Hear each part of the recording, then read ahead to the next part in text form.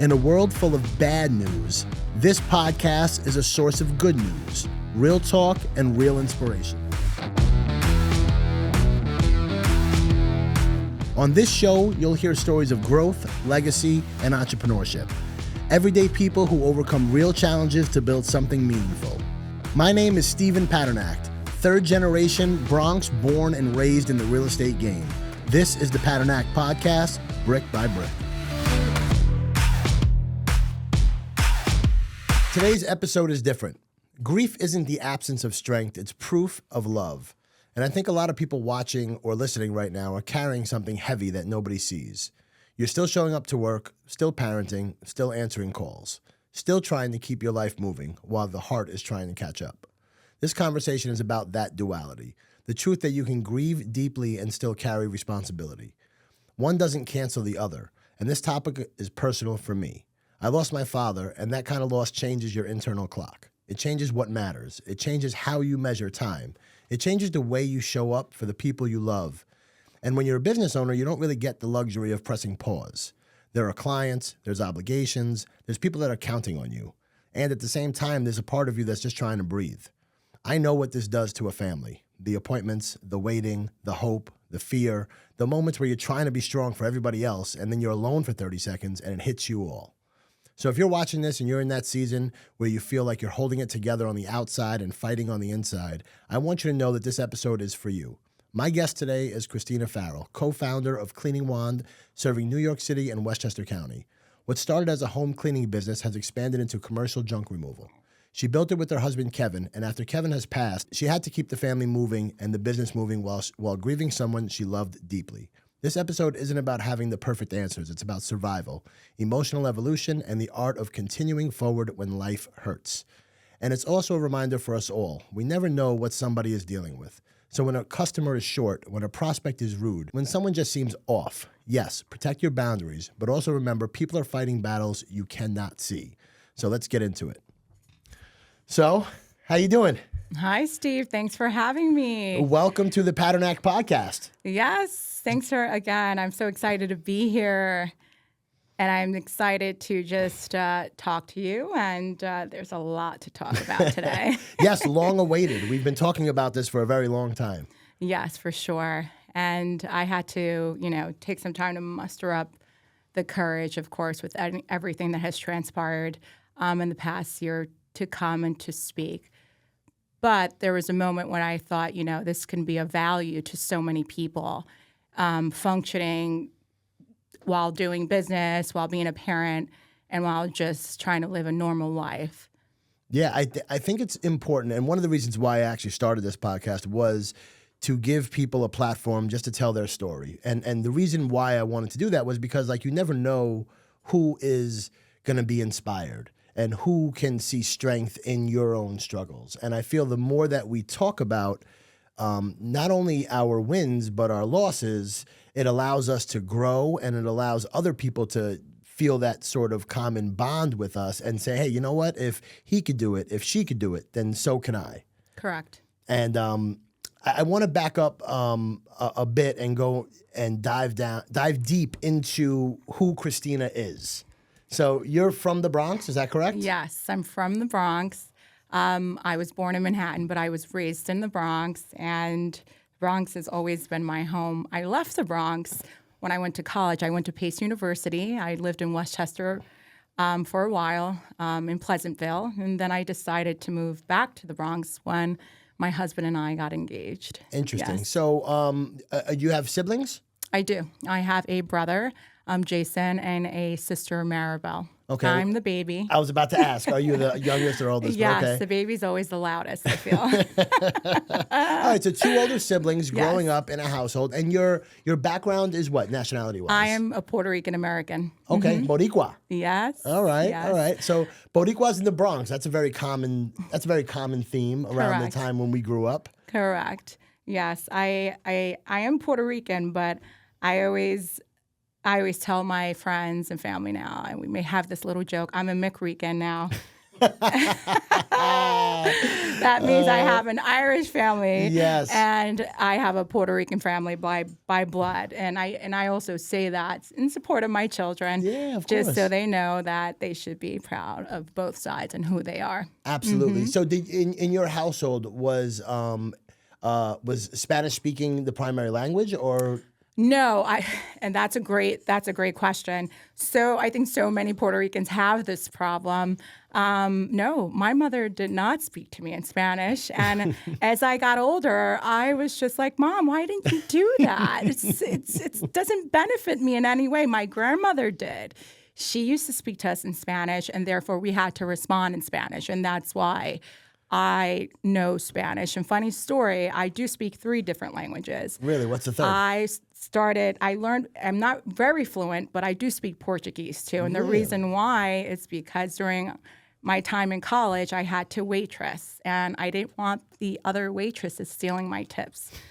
So I decided to be innovative, and I said, let me learn their language so it's a part of being a hustler when you're from the Bronx. Absolutely. You're not stealing my tips because I know exactly what you're saying now. So you grew up in the Bronx, Puerto Rican background, and where did you go to school? I know you said you went to Pace, but where Correct. did you My go to? high school, I went to the High School of Fashion Industries in Manhattan. That's FIT? No, it's connected to FIT, but they do have a high school that many people don't know about. Really? Yeah. Okay, so was fashion something and design something you wanted to get into when you were that age? Fashion, yes. Fashion was something that I wanted to get into. I studied fashion marketing. And when I transferred over and when I went to college at Pace University, I continued with my marketing career, but I decided to go into business marketing. I don't know. I guess I saw so many failures, and I just looked at the statistics with the fashion market. My parents were just pushing me towards the business side, like just stick with the marketing business. So because it's so broad, it's not as niche based, and you can do so much more with it. Yep. So I took their advice, and I'm pretty happy that I did because there was just so many other doors that opened for me. Absolutely. The fact it was just not so niche based, and I was able to go from there. So your degree was in business marketing? Correct. Okay, so what did you think you were going to do? Like 22, 23-year-old Christina, where did you think that she was what did she think her career was going to be? That's funny. I had an internship at a company named Avatar Technologies. And what Avatar Technologies, what they did was they built websites, and they also had call centers for large companies such as Verizon, AT&T. They were their call center for those large companies. And what we helped do, we helped build rebuttals. We helped build short marketing plans as to how we were going to market our agents. So their slogan, and I helped the team create this, was agents without an accent. Okay. So that's what Avatar Technologies was known for. These agents were not always live human agents. They were machines that were avatars. Interesting. Yes. So yeah, it was pretty interesting. And then I stayed there for a while. This is after college. And this is after college. Okay. Correct. I worked for a man named George Koltner, who was amazing. He taught me so much. And after that transition, I worked for a company called Mastro Tech, which built websites. Okay. And building websites, I would market his products. So that was my position as a marketing rep. So a lot of marketing. So yes, you actually correct. did go into your field. I did go into my field. You did go into your field. Did you notice how I was flexible and I didn't have to stay within that one niche? So I think that's what my parents were heading. They wanted just me to be flexible in that way, just in case it didn't work out. Which I understand now as a parent. Did your 2 older siblings also graduate from college? They did. My sister graduated from Albany State and then she went on to be a dental hygienist. Okay. And my brother now what he does is he graduated from New Paltz, and he studies children on the spectrum. When I say he studies, he helps them just proceed like in their life goals, make sure that they're being evaluated correctly. That's a very noble field. Yes, That it is is. extremely noble and extremely... And it's rewarding too. I was about I to see say- he's always happy. He loves children, and I'm just like, Jay, I'm just so happy for you that you have a job that you actually love. So education was something that was important to your parents. Correct. If all three of you graduated college, I imagine there was probably many conversations where it was like, all right, you're going to go to college. Oh, yeah. I can't imagine that there was much of a choice that you guys probably Oh, yeah. had. My dad, George, he was a Marine. Oh, hoorah. Yes, he was a Marine, and he fought in Vietnam. So I had a very like militant background. There was no like, oh, you're going to go to timeout. No, you're going to go brush the bathroom with a toothbrush if you get in trouble. And he never had to like scream at me. He would just look at me. And I knew he meant business. Yes, his presence was powerful, very strategic.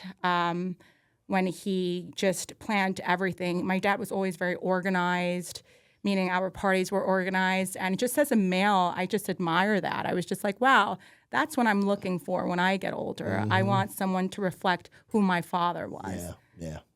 That makes perfect sense because that's your first male role model in your life, and you wanna. And I imagine you grew up in a household full of love and respect, and that was something that you wanted to make sure that was important in your life. Yes, as you correct. got older. All right, so now you're on your marketing path, right? And where does the entrepreneur sort of spirit come into play? So we're going to fast forward. I am still working for Mastrotech. Okay. And I decided to have a life, have a life without other than working. So I meet my husband. And, after 1 or 2 years, I get pregnant with my son, Connor. I decided to leave work. And while that happens, I hire a nanny. Her name was Jennifer at the time. And with this sad, COVID happens. Right after, I give birth, COVID happens. Connor was born in 2018. Fast forward to 2020. Jennifer's like, what are we going to do? I had to sit her down. And I said, I'm very afraid. I don't know what's going on with this pandemic. We have to figure something out for you. Kevin and I will get back to you and just stay put. You're going to still have a job. We're going to pay you even though you're not coming into our home. We're going to make sure you're okay. So Kevin and I had to brainstorm, and we gave Jennifer a call. We said, hey, what do you suppose? Like, what do you think you can do other than babysit? She says, I can clean. I have 2 or 3 of my friends that really need jobs. So I said, let's do it. I could fund whatever products you need, whatever you need. You let me know. I can position this. This is what I'm good at. I build things. Lo and behold, it took off. It was profitable, and here we go. Cleaning on New York City. Yes. I never knew that. It That's started awesome. because my nanny needed a job. Wow. Look at that. There's so many things that came, so many positives that came from COVID. Obviously, the death and devastation is something that we can never, ever not talk about. But I think it's important to highlight some of the positives, right? Like this business, you had no idea. And you and Kevin were just like, hey, so what do you think? What else can you do? Is I can clean. All right. Yeah. And now all of a sudden your brain starts working in a way where it's like, hey, you know what? I'm going to make something out of this. And at the same time, you were trying to help her too. Because you didn't want to just say, hey, sorry, you can't come in anymore. We're going to fire you. Yeah, I know. And I know that's what she thought. She thought we were going to pay her for a little bit. And we were like BSing. And I reassured her. I said, look, we're going to come up with something that's a value, that's long-term, because I don't know how long this is going to pan out. And I have a baby. I can't have you in here. So she understood. Yeah. And it's amazing how I'm always going to lead to God too in our convos. That's okay. Because that's who's I feel like he puts you in a position that it's unexpected. You're always questioning and we're always trying to be in control. And when you let go, wonderful things happen, such as cleaning on New York City. I always say that God doesn't give you what you want. He gives you what you need.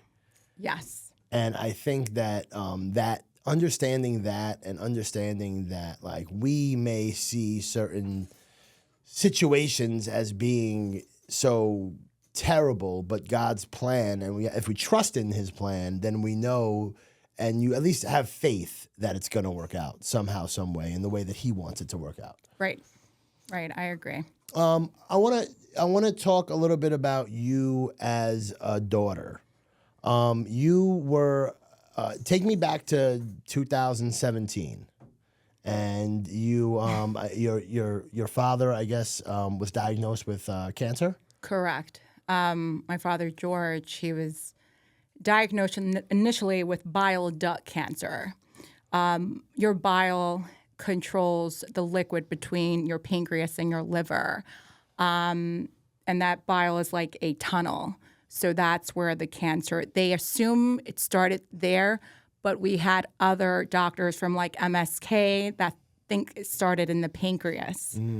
So it could have been pancreatic cancer. They didn't know what to name it. So they decided to go with bile duct cancer because they didn't know where was the central place where it started. But the biggest mass was in the bile duct. So Okay. yes, he had bile duct cancer, which is one of the most aggressive cancers, and it's terminal as soon as they diagnose you with it. Wow. So, so he was by the time you found out, it was pretty much, there wasn't really much treatment. Correct. They actually gave my father 3 months to live, but he pushed through for 7 months. Wow. Yeah, he's a Marine. He was fighting.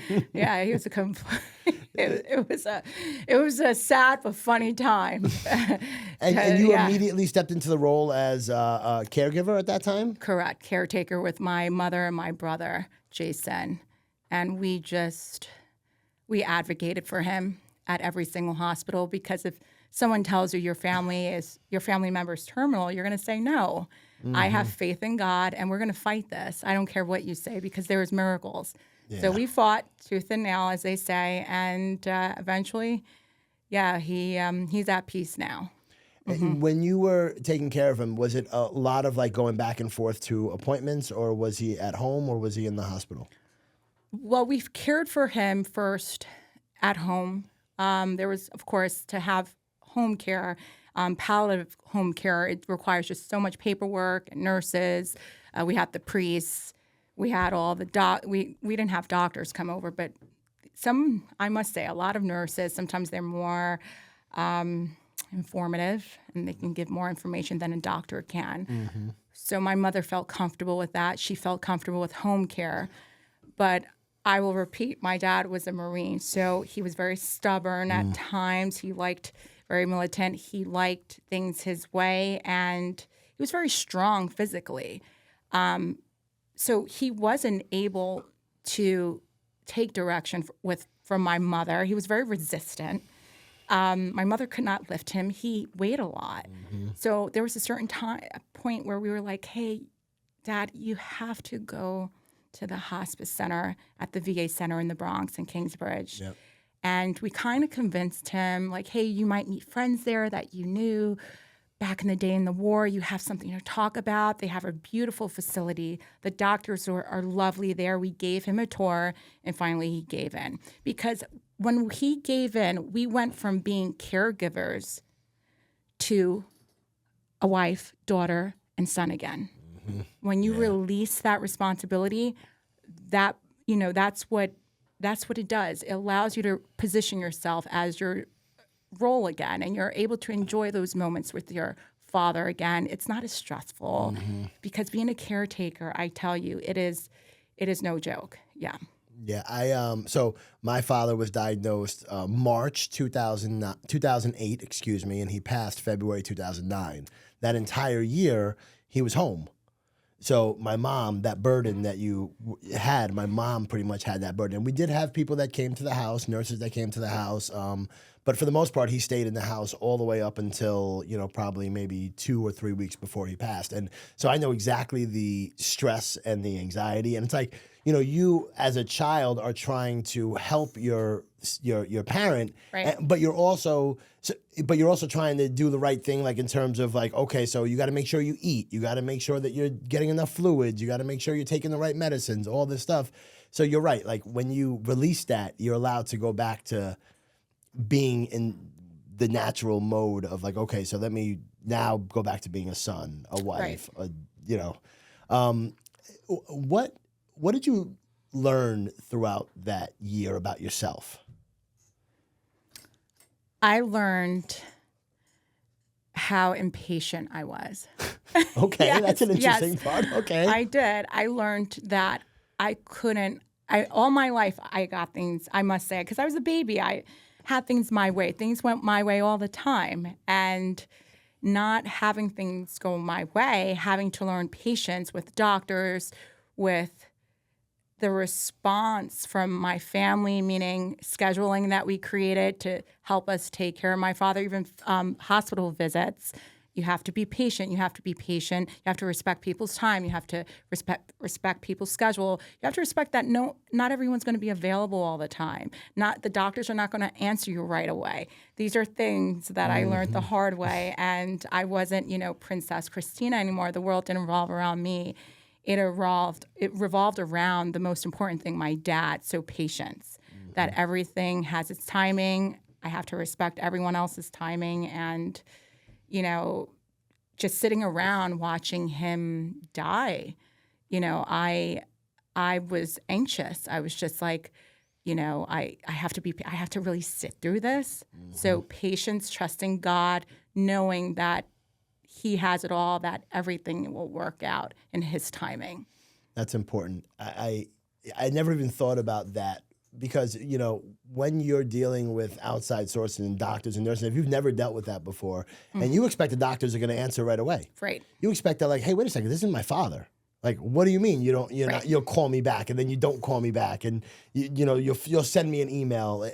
Right, or waiting 2 weeks for a test result because you're losing your mind thinking that test result's going to change the diagnosis. You're just like, no, this is insane. Yeah, you learn patience, and yes, that's what I learned from that entire experience. How did your relationship with the rest of your family change after that? We got closer. The value of time was very significant at that moment. We learned that, we can't sweat the small stuff anymore. My brother and I, my sister, whatever, sometimes, you don't get along so well. And we learned to just stick together and that we're all that we have. Your immediate family comes first and everything else is second. I'm sure your mom was very grateful to have the three of you there throughout that process. Oh, yeah. She was very grateful. And, it's not an easy, I'm not saying it was all butterflies. No. There were a lot of arguments. There were a lot of disagreements, especially when it's a stressful moment in your family. People are going to argue. People are going to go at it. And what we must realize is that that's an emotional response, right? We're trying to all survive this moment. Yep. So it's like fight or flight, right? So that's like that fighting moment, that fighting you comes out. And we survived it, and unfortunately he didn't. But again, it was part of the plan, and that comes acceptance. Yep, right? Yep. So that was 2017. Correct. And then you were you already married at that time? I was not. We were engaged. We were not engaged yet. We got engaged that July. Okay. Yeah. All right. And you got married, and Correct. then COVID happens, 2020, and then that's when Cleaning Wand is built. So Correct. so I just want to kind of put this in a linear timeline, right? Like you're in college, you have these jobs in marketing, right? Your father passes away, you get married, and now all of a sudden, boom, COVID happens. Oh yeah. And then all of a sudden, entrepreneurial spirit comes out. Right. How was it working with your husband in a business? What roles did you guys play for each other? Well, my husband, he was very relaxed. It made it easy at the beginning. He said, Chris, do what you feel is right. He gave me the first $3,000. We started the business with $3,000. Of course, I was like, Kev, I need you to spot me. So we started the business with $3,000. And she said, if you need more, we can always take out loans. So he positioned me very securely. Having that leverage helped because I was able to move the way I want. I was able to buy the supplies that we needed.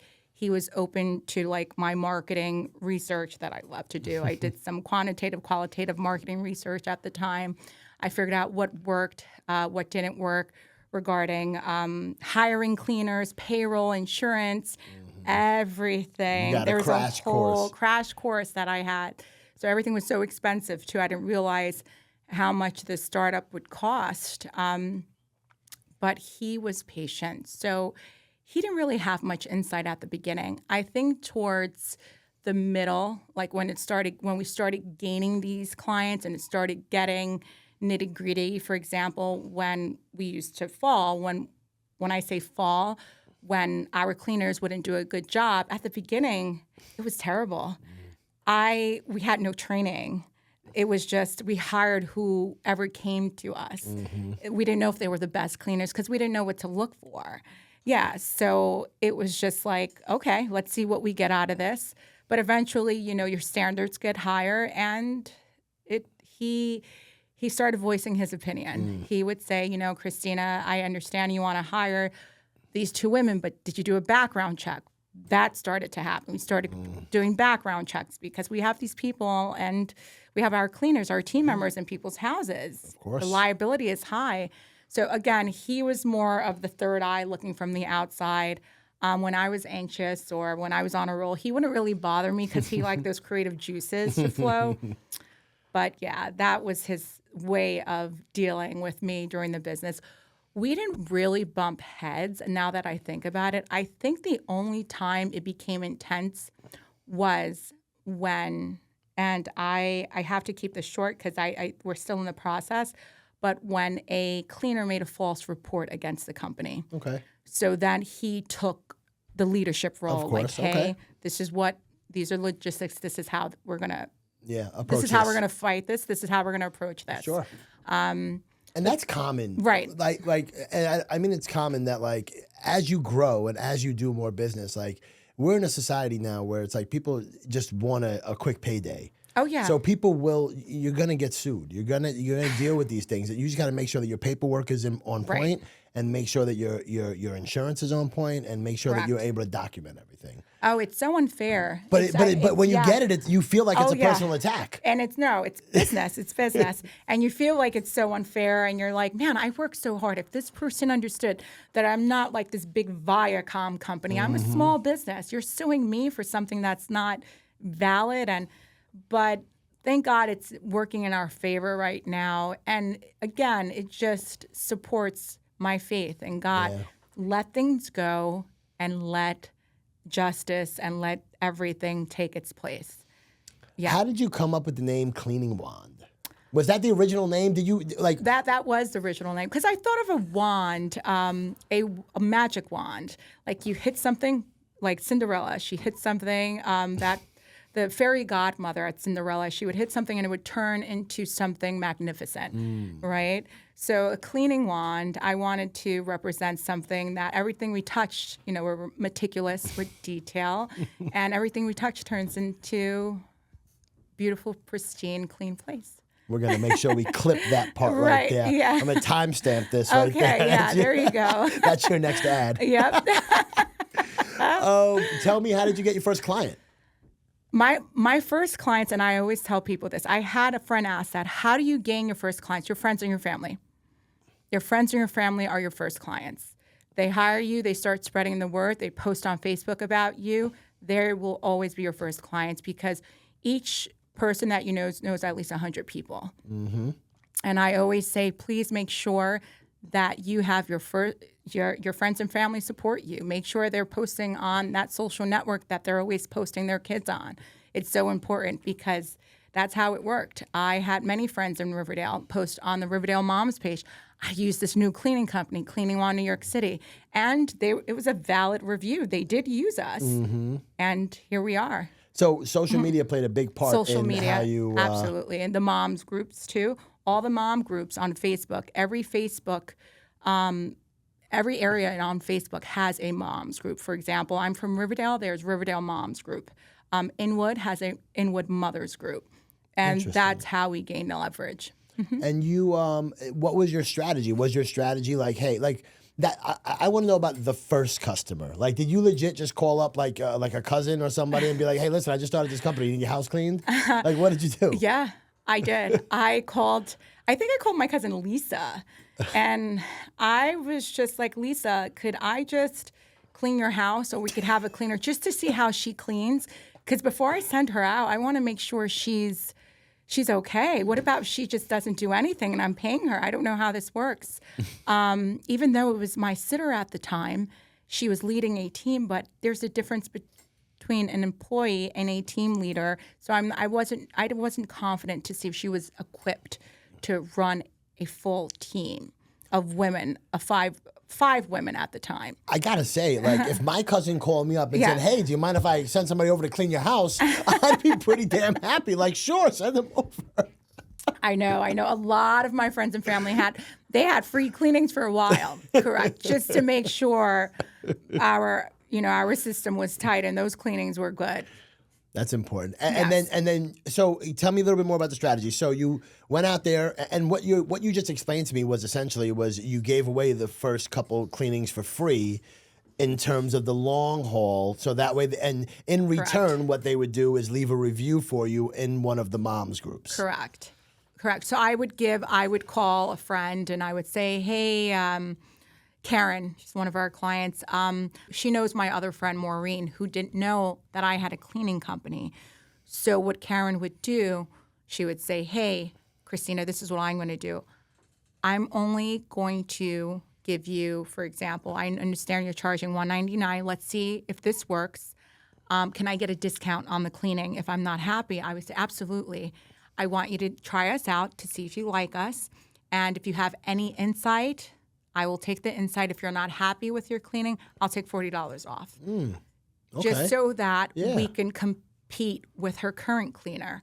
And I thought that was a good incentive. It is, for sure. That's 20% discount if you're not happy. Correct. That's a satisfaction guaranteed offer is what that is. Correct. So a lot of my friends and family, we grew from there. Yep. Interesting. Correct. And have you had any and feel free not to drop any names or specific groups or whatever the case may be, yes. but any horror stories when it comes to social media? Because it could be nasty to small business owners. I've been a victim of plenty of people going on there and bashing some of my businesses and really, being very just rude at certain times. So do you have any horror stories and maybe kind of how you overcame that and maybe came out as a positive in the end? Yes, of course. You can see it now on some of our reviews. During COVID, a lot of our clients, when we started up, required masks, and that's a given. That's okay. Because we still wear masks, we still wear gloves, we still wear hair nets and shoe covers. So there was a client at one time who thought my cleaner took off her mask intentionally, when in fact she took off her mask to switch to another mask. So while she was switching to the other mask, she took a picture of the cleaner without the mask to post on social media to say, this cleaning company markets that they wear a mask, but in reality, they don't. The cleaner doesn't have a mask. And it was like strategically planned when she was switching her mask. And I learned you could only fight but so much. You can respond, always respond positively, because if you fight it, they're going to come back harder. And it just looks bad as a business owner. You don't want to be known as being combative, right? You want to be known as being supportive to your clients, understanding, you know what, maybe she was having a bad day. But hey, for example, hey, Rebecca, my cleaner Lupe was switching her mask at the time. This is what it is. If she believes it or not, it's really up to her at the end of the day. And what you can do as a business owner is just support her and just say, hey, this is what happened. And most of the time they understand, but most of the time they're like, oh no, she didn't have a mask. And you say, okay, I understand. I am sorry about that. I am so sorry that this happened to you. I am sorry that, how can we make this better? Yeah. And it's not pacifying them. It's just customer service. For sure. So, we have encountered that. And that's a challenge with social media, especially Yelp. Yelp doesn't allow, they remove certain responses. Yeah. But, and this is a great idea for someone who wants to be an entrepreneur, creating a platform where the client has a point system where you could see what's valid and what's not. in those So, it's interesting. reviews. It's interesting Right. you mentioned that because what I say, I always tell this to Jen. I'm like, we should create something where it's like rate. I want to call it rate your realtor. And if people only knew the horror stories, right? So if you're representing a buyer and you're going out there and you're calling listing agents and Right. you're trying to set up showings, if they're not calling back, if they're not responding to emails, if they're not responding to text messages, I feel like if their client only knew that they were not answering messages and not returning phone calls, we should be able to rate them. So that way, before you hire your realtor, you should go on Rate Your Realtor and just see if there's other realtors who are Right. saying if this realtor is good or not. Because you could put out whatever you want on social media. You could put out the highlight reel. We were talking about the highlight reel before. Right. But what really goes on a day-to-day basis, some of these people would not be hired. And to your point, like there should be some sort of a point system. I think Uber does it, right? Like you can Yes. see the type of, You can rate your driver, and you could. Yes, I love that. but you could also rate you. Yes, you can. Yes, Like you could rate the person who's getting the service to see if you want to. The driver is able to rate I'm you. sorry. Yes, I said that wrong. Yeah. Yes, correct. But I agree with you because it's frustrating some days, most days, when you read something about someone else and you're like, that's so untrue. But that's the world we live in. Yeah. Yeah, social media has so much power, and It does. If you allow it to, You'll- like, yeah. I feel like I've said this before on this podcast that like my dad used to always say, never argue with a fool because a person from watching from a distance doesn't know who is who. And I say that to say that like it's not that everybody's a fool on social media, but you could tell when people are just trying to troll.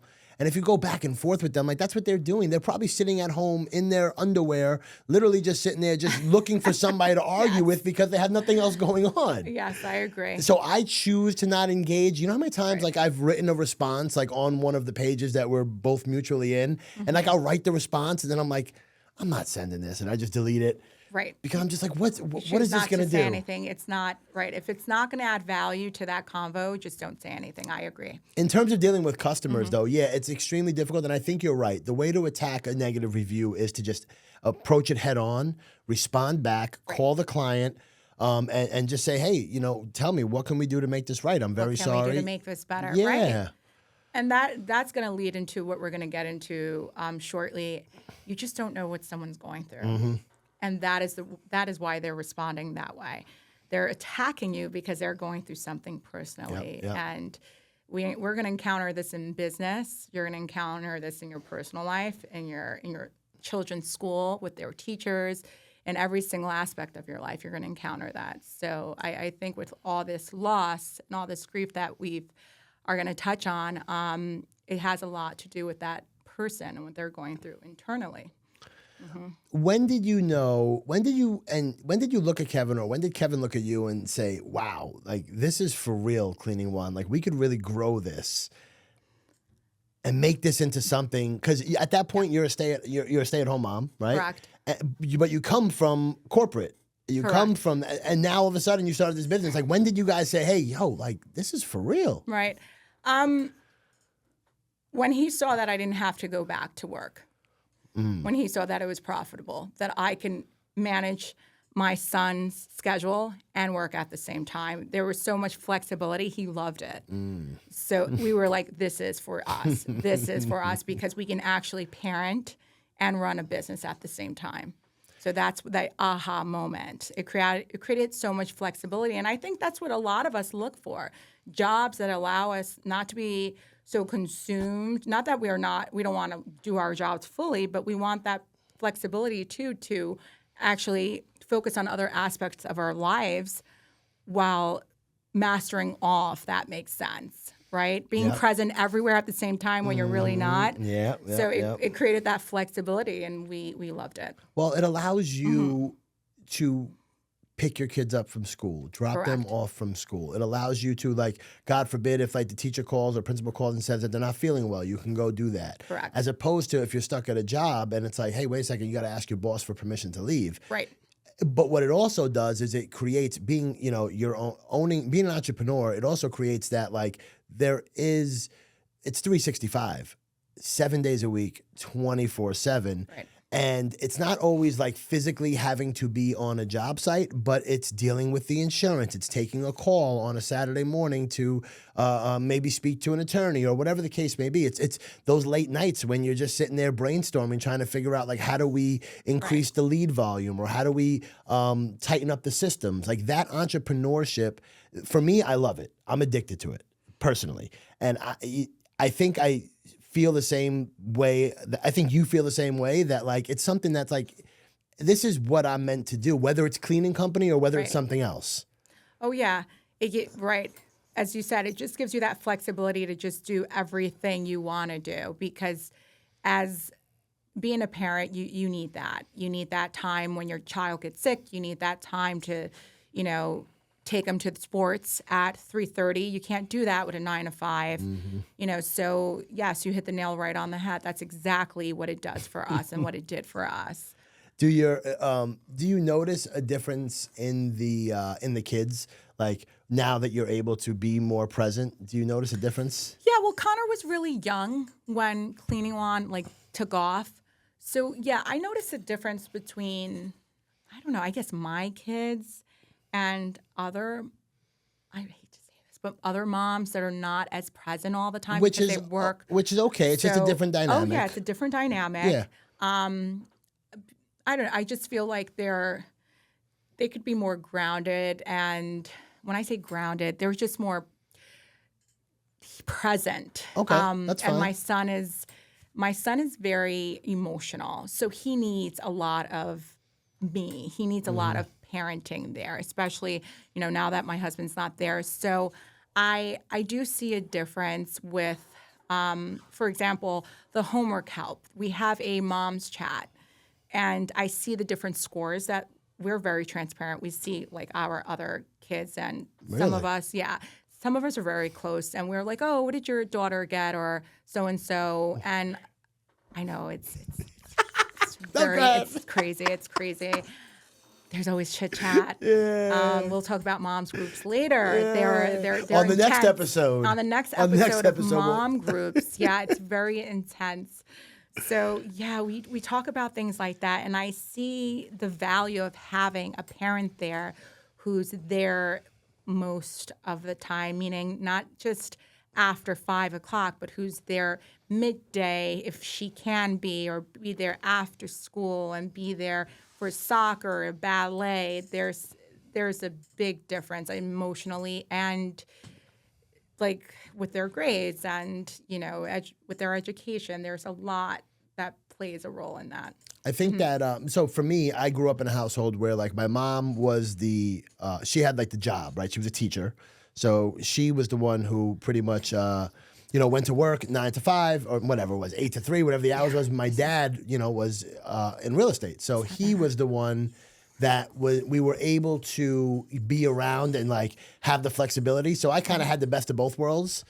So it allowed me to then see that, wait a second, my dad is able to, pick me up and take me to school and do all these things. So it helped me because I'm that's pretty cool.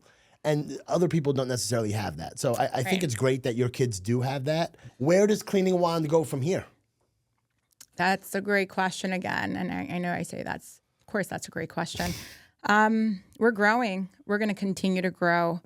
And I say this because I feel I'm personally responsible for my staff, for the women who work for me, for the men who work for me. Everyone goes through things in life, but by me pushing forward, they continue to have a livelihood. They continue to have a job that they love. I've had some of our cleaners now with us for 5-6 years. It's going to make 6 years, 2026. So we're going to keep growing. That's what we're going to do. Amazing. Yes. Amazing. I want to just transition just a little bit, and I want to talk about Kevin, if that's okay with you. Yes, of course. I want to make sure that anybody who watches this knows a little bit about who he was. So just tell me a little bit about Kevin as a husband first. Okay. Well, my husband was an amazing man. I know that's so general. He was an electrician for New York City. He worked for the DEP.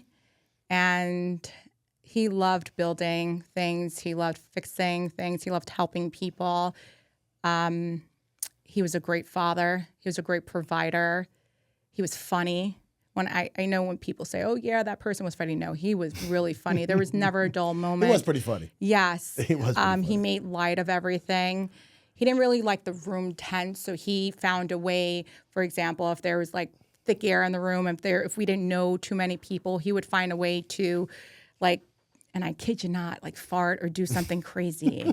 And I would just say, oh my God, this is so embarrassing. But you know what? It broke the ice a lot of places where, like, for example, we would go to like business events and he just knew how to work the room. Mm-hmm. He was confident. He was a good like public speaker. At our wedding, he made a whole speech, which was the most beautiful speech I've ever heard. And while he was speaking, his just confidence just shined. And he was a great friend. And I think that's what's so important when you marry someone, that you know them entirely, because you get to know every single part of that person in every single way. And that's deep. And I say that because I value that. I value that every single day, that I had an opportunity to know every single part of him. How'd you guys meet? Oh, that's a great. Whoa! It depends who you ask. So we met. Yeah, right, it's okay. Do tell. We met at a bar. I had just broken up with someone. I'm not going to say their name because I'm not going to give them that airplay. That's fine.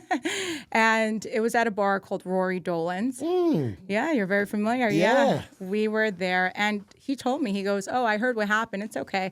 And he told me, he said, you're going to be my wife one day. And I was like, oh, this guy's a psycho. Like, really? I just keep running into psychos, and it's never going to end. So he's like, if I run into you again, would you talk to me? I'm like, oh, maybe. I ran into him at Lord & Taylor when it used to be in Ridge Hill. Ah, okay. He gave me his number, and he said, call me if you're bored. That was his pickup line. That's his pickup line. And the rest is history. I called him. Yeah. It was Where was the first date? Year.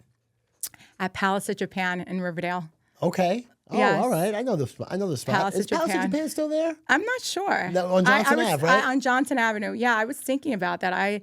I'm not sure if they're still there, but that's a great place to eat. I haven't been there since our first date, because we started going to all these restaurants in Westchester, because I have this thing with Westchester at the moment. It's so silly, with my friends and my group of friends, because that's where we used to meet. But it was a great first date.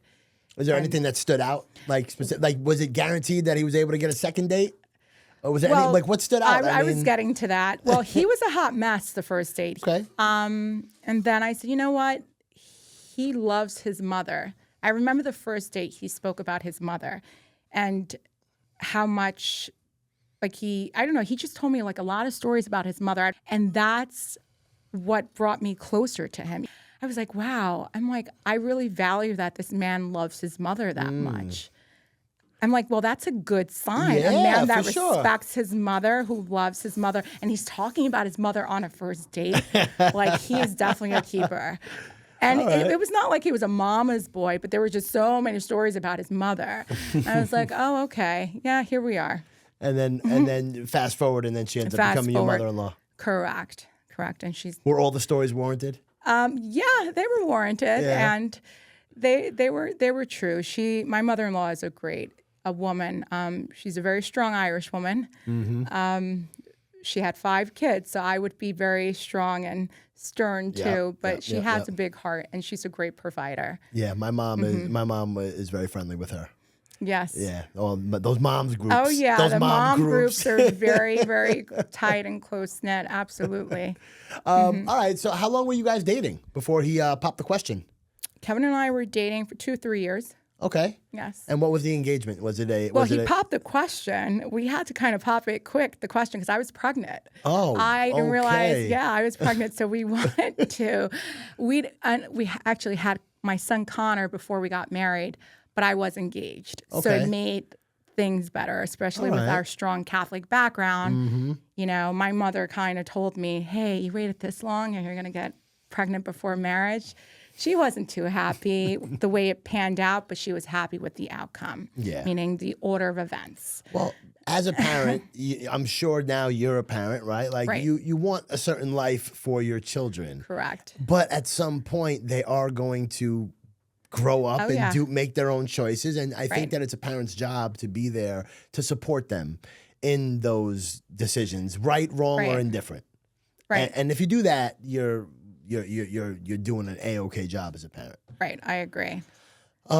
So Kevin has a friend, right? Kevin had a huge group of friends. I mean, I've known Kevin. I knew Kevin. Going on since we were kids. I mean, he was a year or two older than me, but like always running in the same circles. Yeah. It seems like he was very well liked. I've never met anyone, and I'm not just saying this because he's my husband, that had so many and still has. And I still say they're his friends because they continue to show up for him. That had and has so many friends. I kid you not, while I was in labor, they showed up. I mean, the nurses were his friends, and we didn't even realize that. Kevin knew those nurses. In school, he went back to, he was an electrician, but he also went back to school for a short training course. And in that training course, lo and behold, the professor was one of his friends. I'm like, this is crazy. Everywhere you go, you know someone. Mm-hmm. Yeah, so he's definitely well known, and I admire that. That shows a lot about a person. If that's someone that has that many friends, and when, there's a difference between a friend and an associate. He would speak to tons of people every single day on the phone, and they would stay connected throughout the day, throughout the week. So I admire that. I was just like, Kev, that's just unheard of. What was his most endearing quality to you? Being a father, and the compassion and the patience. Again, I said I learned patience from my father, but that did not mean I learned patience as a parent yet. That was developing. Even though I carried the child, and his is just a natural ability to stay calm, patient, and not panic at any given moment. He never panicked, and I value that. Till this day, everyone talks about it, and he did get that from his mother. Really? His mother a bomb could be going off, war could be going on. She would be sitting there like nothing's happening. That's an amazing quality. Well, calmness under pressure is something that like you can't teach that. No, you can't. A lot of people react differently to stressful situations and or any sort of situation that's going on. And if you're able to kind of just take a deep breath and kind of just like figure out what's actually going on and then navigate yourself through that situation without blowing, a gasket and going crazy and not being able to control whether it's anger or sadness or whatever it is, like that's something you can't teach, and that has to come from his mother. Correct. You that's a gene. And you can develop it over time. You can develop your mental toughness, but after a while, like it starts as being a kid, because when you're growing up as a kid, you see how your parents react to certain situations, and you see that as like the way that you should react. Right. So obviously, he grew up in a household where that was something that was really, it was taught without actually being taught. Right. By him. Right. Yeah. Mimicking his mother. Exactly. Right. Exactly. What's one small thing that you almost like a tick or something that like nobody would really notice that you kind of miss about Kevin, like something like small that he would do? Something small that he would do. His early morning phone calls. He would call me at 6 o'clock every morning because he used to wake up so early for work, and he would say, today was going to be a good day. And I would say, oh my God, like, this is so annoying. Stop. And I would say, I would call you later. Mm-hmm. Now, that phone call I miss dearly. Mm-hmm. Yeah, I don't have my, I call him my front man, my hype man in the morning to, push that button and tell me, hey, today's going to be a good day. If I wake up bad or not, I just got to work through it. Yeah, so that's what I miss. I miss that phone call. What was it like when you found out that he was sick? What went through your mind? Well, I found out, it was December 27th. I found out I remember the time. It was about 7:30 in the evening. This is so cliche. I just thought it was not real because right away they told me what type of cancer it is. So it was reliving what I just went through with my father. It was the same type of cancer? Well, again, the doctors with my father's cancer, it Weren't was too called sure. bile duct cancer, but they weren't sure if it started in the pancreas or not. But I knew any cancer that was either in the stomach, pancreas, or the bile or liver, the chances are really, really slim survival to survive these cancers, and most of the time they are considered terminal. So I held my breath until I knew more information as to where the cancer in his pancreas was located. Okay.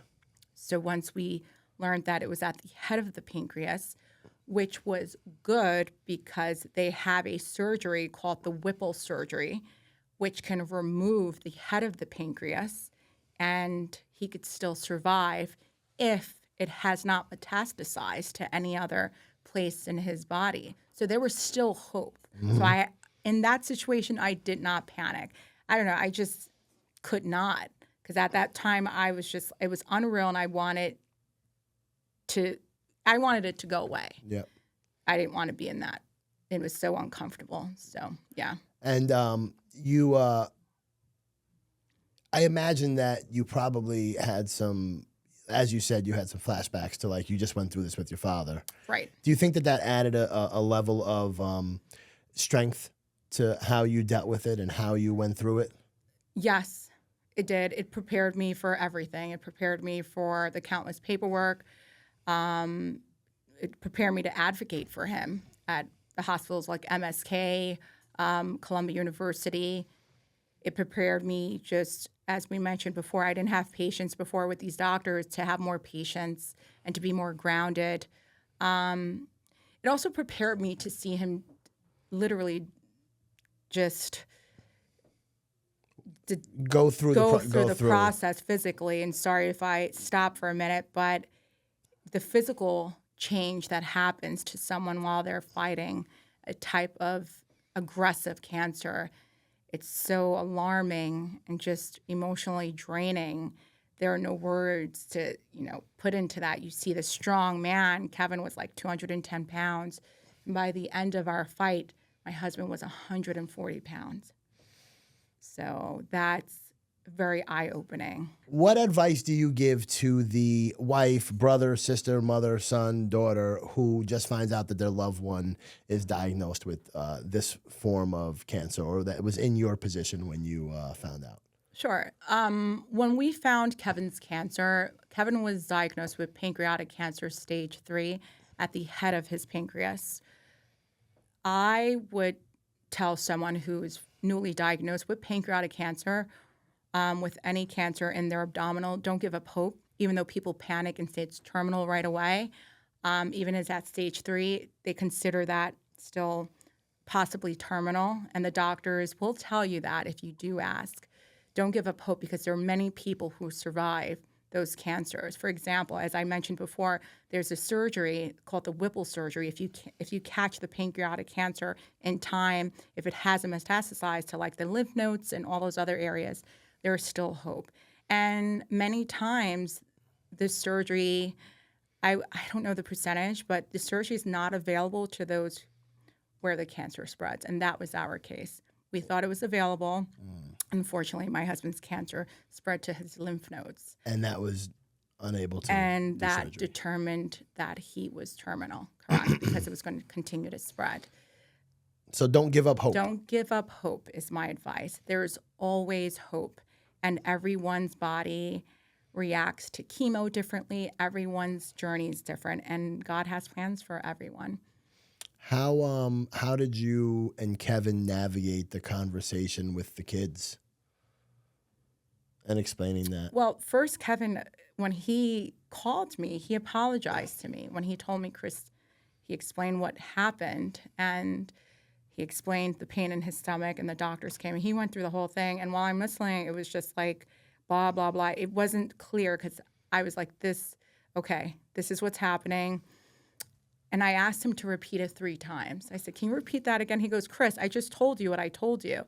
And then he stopped, and he knew why. He knew that I just fought this with my father. And he said, Chris, I am so sorry. He wasn't even worried about himself. He was just so worried about me. He was like, I am just so sorry. And I woke up at that point. I said, Kevin, you're so selfless. Why would you be sorry? I said, I am here for you. You don't have to be sorry. We're going to do this together. I understand you're going to fight this, but you're not going to fight it alone. You're going to have a team of people. And a lot of the cancer patients that we met, like at MSK, Kevin was in a ward where he was on the 5th floor, but I think the 4th or the 6th floor had a lot of children. I would run into a lot of children. And a lot of the times, most of the time, they were stronger than their caregivers, including Kevin. Yeah. Yeah. Did you find it difficult once you were able to have him repeat it 3 times? The way that two of you were, because it's difficult, right? How old were the kids? Connor was 4. Connor was not 4. Connor was 5. Lori was 2.5. Okay, so Connor, Yes. I mean, that's and I was getting to that. How did we break it to the children? how did you guys decide to do right, that? Yeah. How did we break it? So Kevin, again, he was just not worried about himself. He was more worried about me. And then we started speaking about the children. We were just trying to come up with a solution as to how are we going to navigate this. And then I kid you not, like 2 or 3 days later when he left the hospital, that's when we started talking about the children. We were like, how are we going to tell the children this? So I did sit my son down first because he's more aware, of course, because he's older. And I just mentioned to him, hey, Daddy's a little sick. You might see him get really sick as time goes along, but just understand that everything's going to be okay. I never said Daddy was going to be okay. I said everything will be okay. I wanted to be as honest and transparent with my son as possible because he is a very strong-minded boy. He would remember me saying, I thought you said Daddy was going to be okay. You lied to me. I feel it was important at that time to be as transparent as I could as a parent and to lay the truth out just to prepare him if things went south. Yeah. What did the two of you try to protect them from, and what did you allow them to see? We did protect them from the images of what cancer looked like. They were never allowed to go to the hospitals with us. Even though my son wanted to, he wanted to go to some appointments, but it's very daunting. Like, imagine sleeping at night. And me, I used to, post-traumatic stress is real. I still have images of those children. Most of the time, it's the children that I remember, not my husband, of, the ball heads and the physical state that they were in. And I can't imagine Connor or Lori seeing that. I wanted to, unfortunately, just protect them from those images because I don't think at that age they could fully understand what was happening to other people and how the severity of that disease.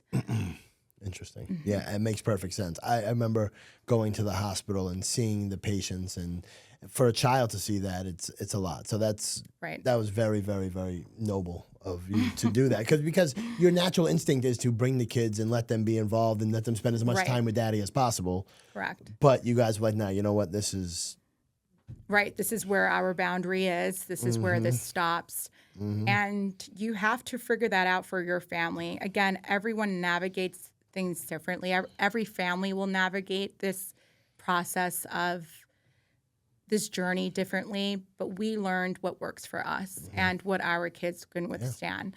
But I can tell you during the end stages of Kevin's cancer, we were given a private suite where Connor had access to his suite without seeing other patients. Okay. So at the end, when he was in hospice, he had that opportunity to do that. So things did change through the course of his treatment.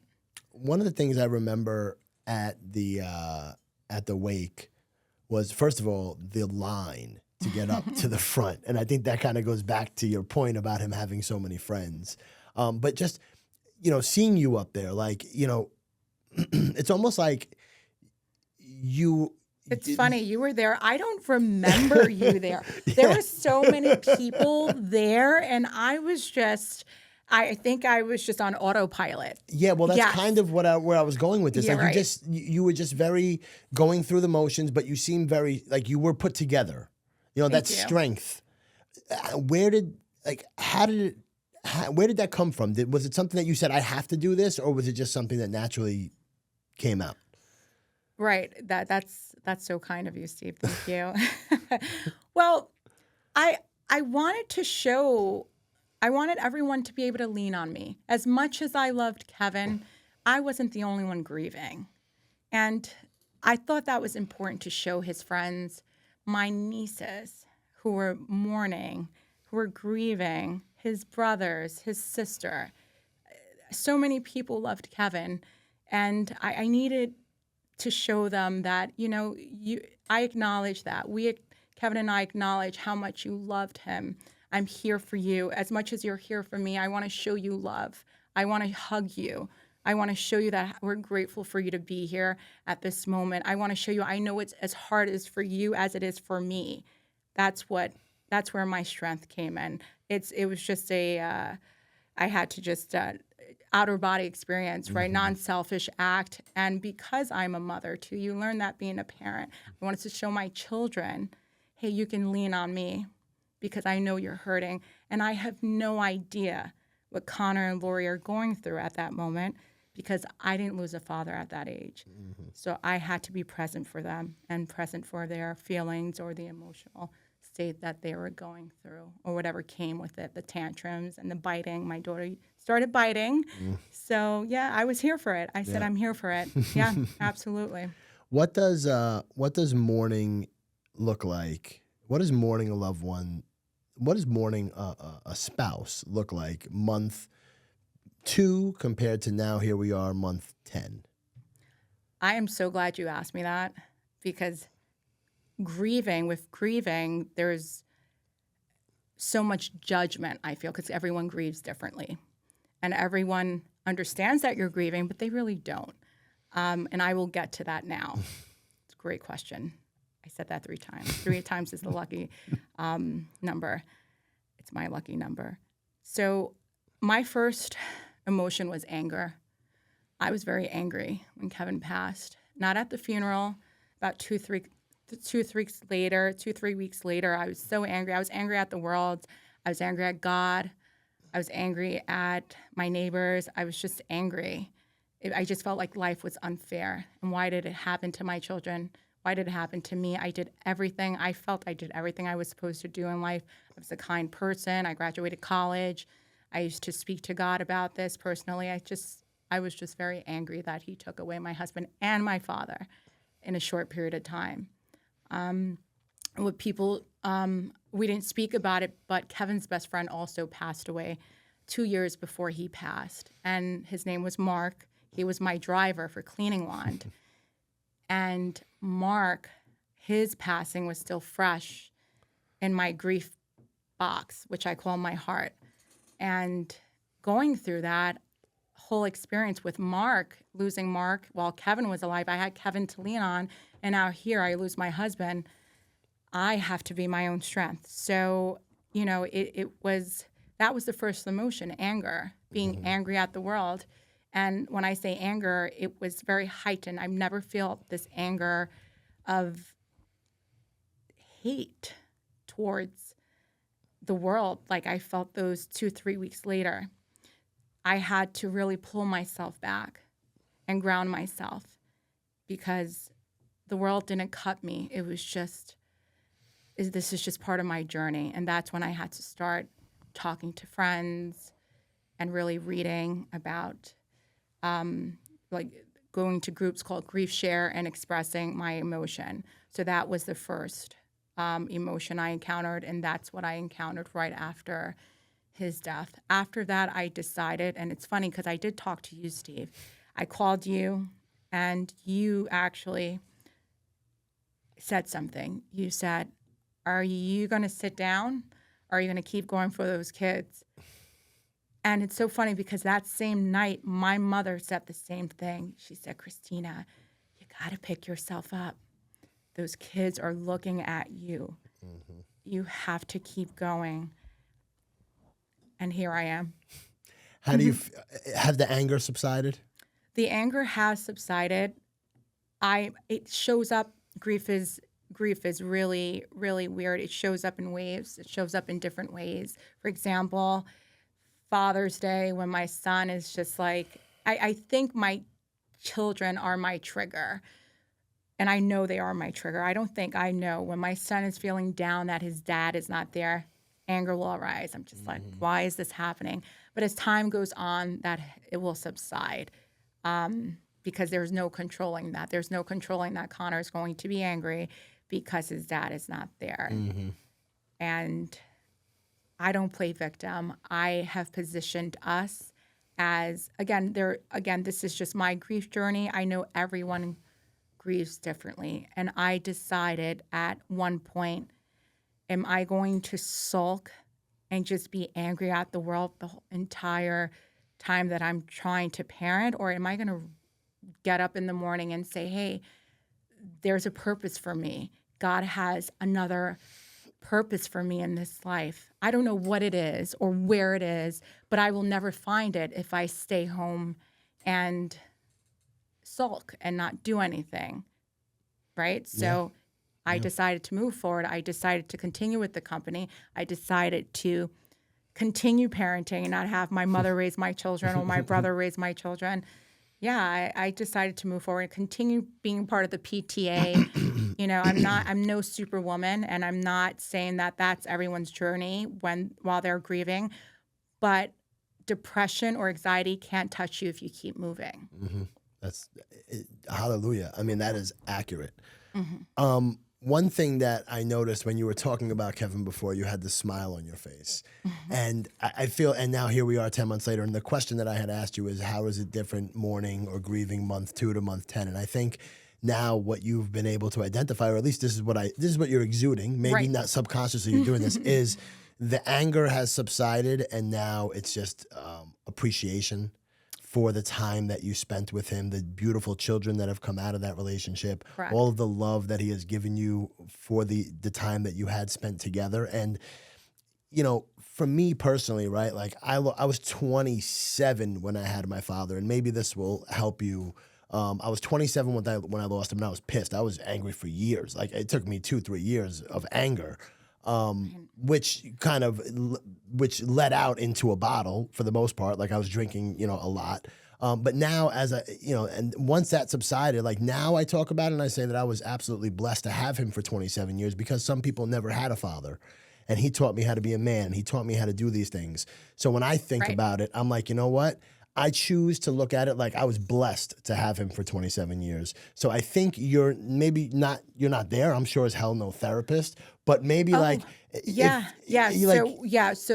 where I was getting at. Yeah. The anger is subsiding, and the sense of gratitude is at its all-time high. Yeah. Correct. My sense of gratitude now, just coming into the new year, is at an all-time high. And that's what I'm teaching my children. Let's not focus on the loss. Let's focus on what we have. Thank God we have the house. Thank God we have our village. Thank God we're going to Catholic school. Thank God we had Kevin for that short amount of time, that I have pictures with both of my children with Kevin. There are some women that they're pregnant and they lose their husband. Yeah. Thank God I had the opportunity that time while he was sick to talk about life logistics and life planning with him. He wasn't just taken instantly, right? Yep. And it's so crazy because at the funeral parlor, there's just like this pungent smell that it's just at every funeral home I feel. And every time I walk into one now, I will walk right out. I tried to go to like my friend's mother's funeral the other day. It's still soon. It's still very soon. So that through these course of these 10 months, that's what has transpired with my grief. Again, it is comes in waves, but, there's new things I learned about myself, like going into that funeral home. Like, I'm not ready for it. No. I'm not ready to That's go okay. to someone's funeral. And there would be other little things that I'm going to continue to learn about myself, because that version of Christina that was there when Kevin was alive no longer exists. I'm a different person now, and I'm going to continue to transform into this woman that I'm going to continually be introduced to day by day. It's interesting. You say that about the funeral homes. The room that you were in with Kevin was the exact same room that I was in with my father. Oh, wow. Literally the exact same room. So the spot that you were standing was the same exact spot that me and my brothers and my mom were in, Right. doing the same thing. So, and it'll come over time, or maybe it won't. It doesn't matter. The beautiful thing about it, Christina, is that like you're going to figure it out. Right. And as long as you keep showing up for the kids and for yourself, Oh, yeah. right? Like you got to remember that you're somebody, you know what I mean? Like keep showing up for yourself and for the kids. That's it. You're going to be fine. And God is not punishing you. Right. He's there to. Right. Well, yeah, when something like that first happens, you're like, oh no, why is this happening to me? Of course. But after a while, you're like, you know what? It's life. Yeah. It's life. And it's not only happening to me, it's happening all around the world. Cancer's so prevalent right now. It's insane. Yeah. It's insane how it's going. It's weird. I don't want to go down the conspiracy theory about cancer. Let's not do that. That's another podcast episode. But yeah, I tell you, I'm just grateful, Steve.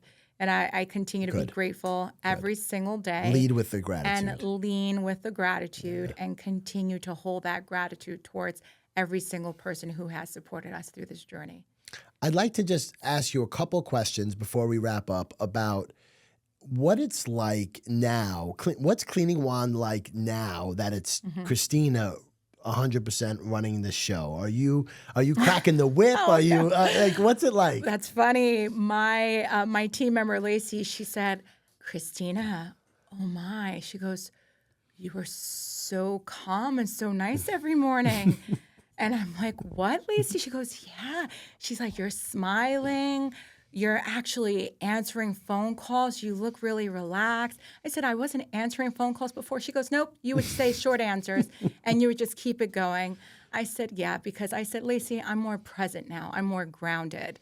I'm taking everything at a slower pace. I'm not on a New York minute anymore. I'm valuing. I have value for the people around me. Not that I didn't value them before, but everything has slowed down for me. And here we are. And do you see? I know I had asked you this earlier about where do you see Cleaning Wand going, but one thing that I want to make sure I get to because is the junk removal aspect. So you're expanding the business. Is that accurate? Yes. Tell me a little bit more about that. The junk removal is another branch that we added to the company. And how we differ from other junk removal companies, it was needed because every time we would do a cleaning, not every time, but like 40% of the time, clients would say, oh, could you remove a fridge? Or does your team remove a stove? And voila.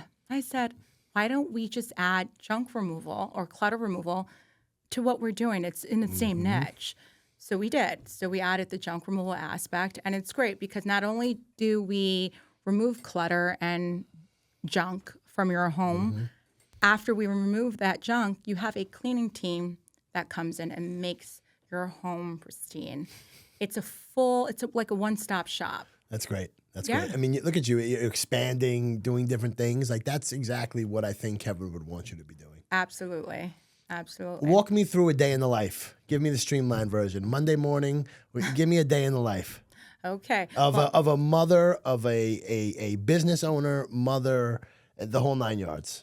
Well, Monday morning is we're already prepared from Sunday because we have our clothes out. We wake up early, make the kids breakfast. I drop them off from school. Our teams go out at 8 o'clock. Before they go out, we have to do inventory count in each bag, each team member's bag. We have vacuums. We have products that have numbers to know what's missing, what's not missing.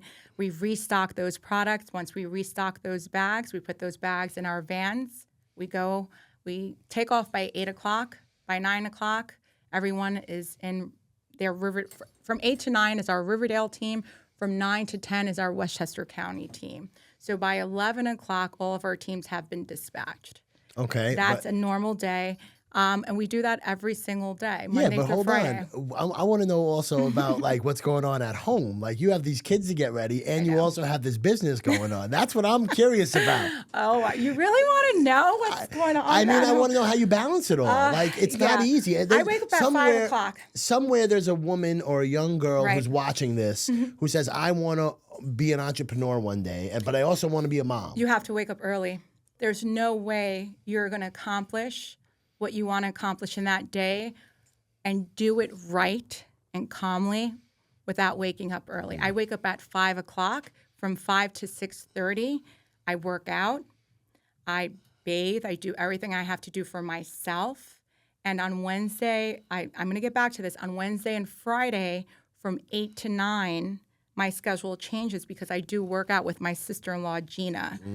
Who is amazing, by the way, Gina Fitness. Okay, cool. Yeah, shout out. There you go. Give her a shout out. Yeah. I tell you, her classes are amazing because you can work out from anywhere in the world. Yeah. And it keeps me just creative and grounded. If I'm not working out, I'm just like, again, if you're not moving, anxiety and depression will get you. Yep. So I have to keep moving. So back to my schedule. On a regular day, Monday, by 6:30, the kids are awake. I wake them up. I get them dressed. The sitter, I can't take full credit. I do have a sitter who comes in at 6:45. She helps me dress the children, give them breakfast, and after that, we are off to school at 7:45. There are days where the sitter is not there, and I cook the breakfast, and I get them ready alone. But by 7:45, we're out that door. They're in school. By 8 o'clock, my teams are dispatched. While I'm doing this, I have Lacey, my team member, doing a product inventory. She's looking at the bags from 7 to 8 o'clock, looking to make sure all the products are aligned for those jobs that day, to make sure that all the clients have what they need, like steam cleaners, specific products that they ask for. So inventory is so important, and it's locked. We're making sure that team members are showing up. We call them. They have to be we have a meeting point, which I'm not going to tell you right now. That's fine. Yeah. We have a meeting point to make sure that they're there on time, so we're on time for our cleaners. So there's so many logistics going on, so many moving parts. Sounds like it. And by 8 o'clock, I'm like, I could breathe. Oh, yeah. It's intense. It's intense. But this is why it's important to wake up early so that most of that anxiety doesn't exist. So you have that, as a mom, you have that just time to yourself. But that's an old rule, right? In business, you wake up early, you get more done. I don't know. What time do you wake up, Steve? I'm up usually by 5 o'clock as well. Okay. Yeah. Lately, my alarm is set for 4:05. 4:05. 4:05. I'm like that weird. Like I do like a weird time because like I don't know why my brain just works that way. But yeah, I'm usually 4 up, o'clock. That's between intense. 4 and 5 o'clock. I'm usually awake. Weekends I sleep. Jennifer wakes up at 4? Oh no. Oh no. She's usually up by about 6:15. Okay. Because she has to be at work by like 8ish. But I'm up at 4 o'clock, and that's because to your point but it's all because like those couple hours in the morning are for me, and they're for my health, and they're for my things that I would not be able to get done during the day. Correct. Like my phone's on Do Not Disturb from 8 p.m. until 8 a.m. purposely. Because, like, I'm good. You can get me during the day, but from 8 p.m. to 8 a.m., like, I'm focused on, at nighttime, it's being with my wife and the kids, and in the morning time, it's focused on myself. And I think that it's important to have that. And if you don't have that, you end up, like you said, anxiety and depression and all these other things will get to you if you're standing still. That's a great one. I really like that. I'm gonna start using that one. What I'd like you to do is that's your camera right there. Okay. Okay. I want to first of all thank you so much for being here and for allowing me the opportunity to be the first time that you actually discuss some of these very, very sensitive and loving. Well, this is my first podcast. This is my first live filmed podcast. Yep. I was on a podcast before, so. It's good. It's good because it's you. Yeah. It takes a little bit more warming up to do, but thank you for having me. Thank you for letting me talk about, grief. And I'm doing this to let others know that I know it's not the norm to speak about, grief, and you don't want to be pitied. We did speak about that before. Yeah. People do not want to be pitied. They want to be supported. There's a big difference. So in order to know that difference, know how you're positioning yourself when you're supporting someone. Supportive statements such as, how are you doing? Can I do something for you? Not, oh, do you want, because that person who's grieving is going to say, no, I don't need anything. In reality, they do. So you have to make sure your intention is very intentional and very specific. Yep. Yeah.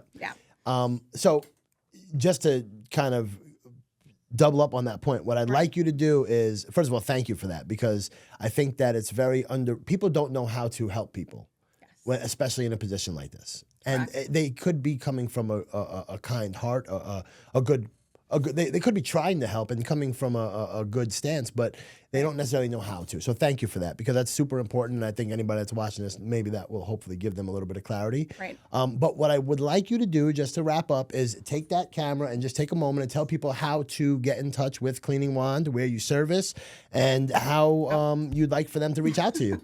Sure. Well, you can call us. We prefer text at 917-659-9944, Monday through Friday, 9 to 3 p.m. You can also email us at cleaningwandnewyorkcity@gmail.com. The easiest way and the fastest responses you will get is from a text message. So please text us at 917-659-9944, Monday through Friday. And what are your socials? We are on Instagram and Facebook. Amazing. Yes. Amazing. Christina, thank you so much. Of course. Thanks for having me, Steve. This was fun. And hopefully I'm here at another time with amazing news saying that Amazon bought our company. Yeah, there you go. Your mouth to God's ears.